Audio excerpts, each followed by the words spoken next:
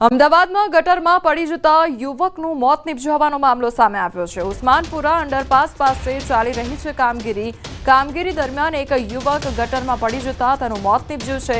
Fire વિભાગે મૃતદેહને બહાર કાઢ્યો તો મૃતક મૂળ ઉત્તર પ્રદેશનો રહેવાસી હોવાનું સામે આવ્યું છે।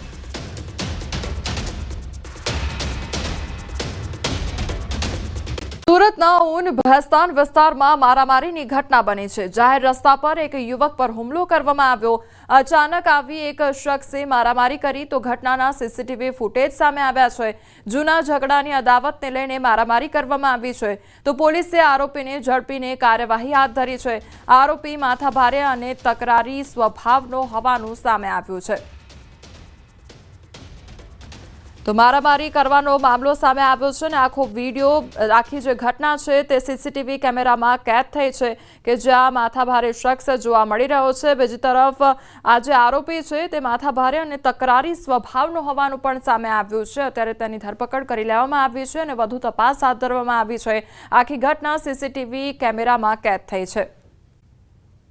બાળકી પર દુષ્કર્મ આચરનારને આજીવન કેદ અને 5 વર્ષની બાળકી પર દુષ્કર્મ આચરવામાં આવ્યું હતું। પોલીસે 16 દિવસમાં રજૂ કરી હતી ચાર્જશીટ તો 240 પાનાની ચાર્જશીટ તૈયાર કરવામાં આવી હતી।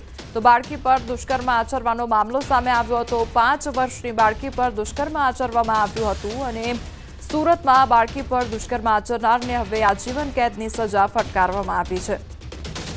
સંવાદદાતા કીર્તેશ અમારી સાથે જોડાઈ ગયા છે। કીર્તેશ, 5 વર્ષની બાળકી પર દુષ્કર્મ આચરવાનો મામલો, આરોપીને કયા પ્રકારની સજા ફટકારવામાં આવી છે? કહી શકાય કે સુરતમાં ઐતિહાસિક ચુકાદો આવ્યો છે, કારણ કે 5 વર્ષની બાળકી સાથે જે પ્રકારે દુષ્કર્મ આચરવામાં આવ્યું હતું BNS પહેલા હેઠળ આ ગુનો દાખલ કરવામાં આવ્યો। આરોપી સુરેશ ઉર્ફે સલમાન ગોસ્વામીને પકડી લેવામાં આવ્યો હતો અને તેને કોર્ટમાં હાજર કરતા કોર્ટે તમામ દલીલો બાદ તેને દોષિત જાહેર કર્યો હતો અને જીવનના અંતિમ શ્વાસ સુધીની સજા ફટકારવામાં આવી છે। જો કે 1 જુલાઈએ આ કાયદો અમલમાં આવ્યો હતો અને 2 જુલાઈએ નોંધાયો હતો આ ગુનો। ડિંડોલી પોલીસ સ્ટેશનમાં ગુનો નોંધાયા બાદ ગણતરીના કલાકોમાં આરોપીને પકડી પાડવામાં આવ્યો હતો। 16 દિવસમાં 240 પાનાની ચાર્જશીટ તૈયાર કરવામાં આવી હતી। 25 સાક્ષીઓના નિવેદન લેવામાં આવ્યું હતું અને જે પ્રકારે જ્યારે આરોપીને સજા ફટકારવામાં આવી છે ત્યારે છેલ્લા શ્વાસ સુધીની સજા સાથે 10,000નો દંડ અને જો દંડ ના ભરે તો વધુ 2 વર્ષની સજા વધારી આપવા માટેનો હુકમ કોર્ટે કર્યો છે। જે કીર્તેશ, સમગ્ર માહિતી બદલ આપનો આભાર। દિવાનપરામાં આગની ઘટનાનો મામલો સામે આવ્યો છે। ચીફ ફાયર ઓફિસરે કર્યો છે ખુલાસો તો બિલ્ડિંગમાં ફાયર સેફટીના સાધનો ન હોવાનો ખુલાસો કરવામાં આવ્યો છે। બિલ્ડિંગના ઉપરના માળે બનાવેલો જે ડોમ હતો તે પણ ગેરકાયદેસર હોવાનું સામે આવ્યું છે। ચીફ ફાયર ઓફિસરનું નિવેદન સામે આવ્યું છે। કોઈપણ પ્રકારની ફાયર સેફટીના સાધનો ન હતા। માત્ર 4 મિનિટમાં ફાયર ટીમ પહોંચી હતી તો ગીચ વિસ્તારમાં બિલ્ડિંગ હતી એટલે આગને કાબૂમાં લેવા માટે તકલીફ પણ પડી હતી। ફાયર વિભાગ આ અંગે કડક કાયદેસરની કાર્યવાહી કરશે તેવું કહેવામાં આવ્યું છે તો અન્ય જગ્યાઓ પર પણ ફાયર સેફટી અંગે તપાસ થશે તે પ્રકારનું નિવેદન આપવામાં આવ્યું છે।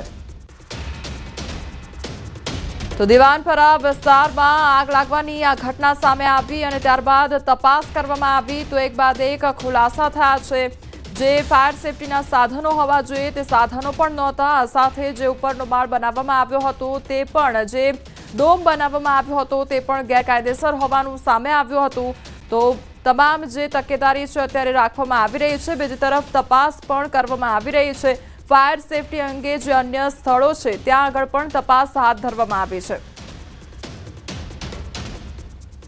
ફાયરને લગતી ખામીઓ જોઈએ તો પેલા તો ત્યાં ફાયર સેફટીના સાધનો નહોતા, બરોબર, અને બહુ સાંકડા વિસ્તારમાં એ બિલ્ડિંગ આવેલું હતું એટલે ફાયર બ્રિગેડને જે આગ લાગેલી હતી એ પણ બુઝાવવામાં ખૂબ સારી એવી જહેમત ઉઠાવી પડી।